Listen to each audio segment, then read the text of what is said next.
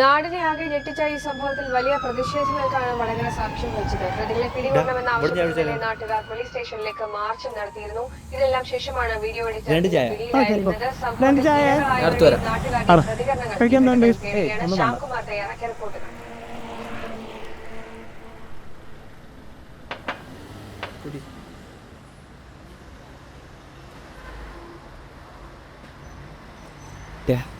എൻ്റെ വീഡിയോ ഉണ്ടോ? എന്ത് വീഡിയോ? ഒരു അടിപൊളി വീഡിയോ ഇറങ്ങിയത് ഈ കണ്ടോ? പുതിയ സാധനം കണ്ടോക്കിയാ മലയാള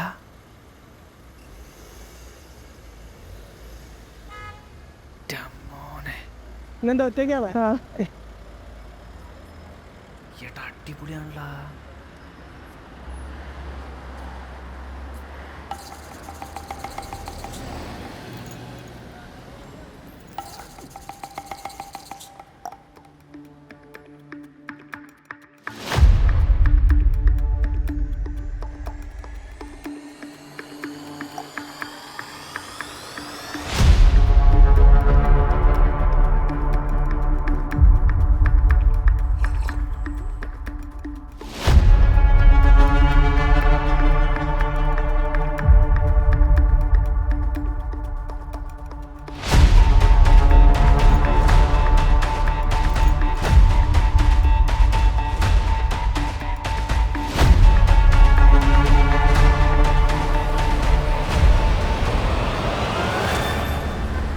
ഇതൊന്നും കഴിക്കുന്നില്ലേ?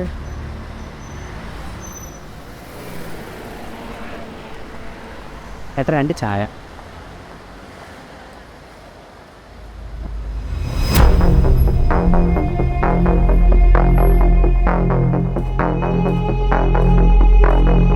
എടാ മറ്റേ പെണ്ണല്ലേ ഇത് ഓളെന്നെ കൺഫേം? ഉറപ്പാ? ഉറപ്പ്. കിട്ടുമോ ചോദിച്ചാലോ? ചോദിക്കാം. ഹലോ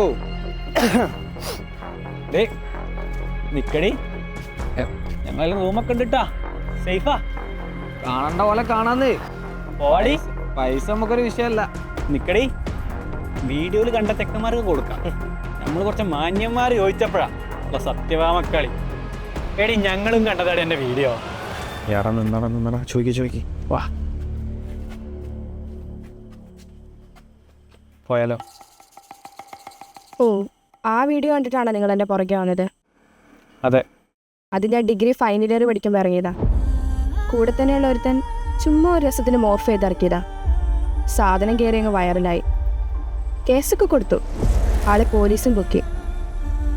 പക്ഷെ അതുകൊണ്ടൊന്നും തീരുന്നില്ലല്ലോ. അന്ന് തൊട്ട് തുടങ്ങിയതാ ആൾക്കാരുടെ കളിയാക്കലും കമൻ്റടിയൊക്കെ. ഒരു പോയിന്റിന് സൂയിസൈഡ് ചെയ്താലോ എന്ന് വരെ ചിന്തിച്ചു. പിന്നെ ഞാൻ ഓർത്തു, ഏതോ ഒരാൾ ചെയ്ത ചെറ്റത്തരത്തിന് ഞാനിതിനെ വെറുതെ എൻ്റെ ലൈഫ് കളയുന്നത്. പിന്നെ അതൊരു വാശിയായി മാറി. ജീവിക്കാനുള്ള വാശി. എൻ്റെ ശരി.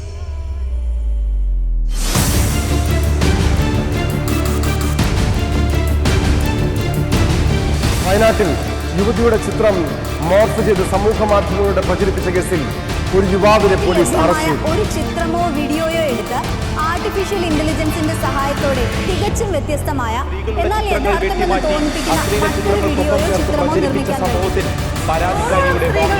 മോർഫ് ചെയ്ത അശ്ലീല ചിത്രങ്ങൾ പ്രചരിപ്പിച്ചതിന് പയ്യോളി പോലീസ് വിഷ്ണു രശ്മിക മന്ദാനയുടെ മുഖം ഒട്ടിച്ചു ചേർത്ത വീഡിയോ സാമൂഹിക മാധ്യമമായ എക്സിൽ വൈറലാണ്. രശ്മികയുടെ മാത്രമല്ല ആലിയ ഭട്ട്, കിയാര അദ്വാനി, ദീപിക പദുക്കോൺ എന്നീ ബോളിവുഡ് നടിമാരുടെ വ്യാജ വീഡിയോകളും പ്രചരിക്കുന്നുണ്ട്.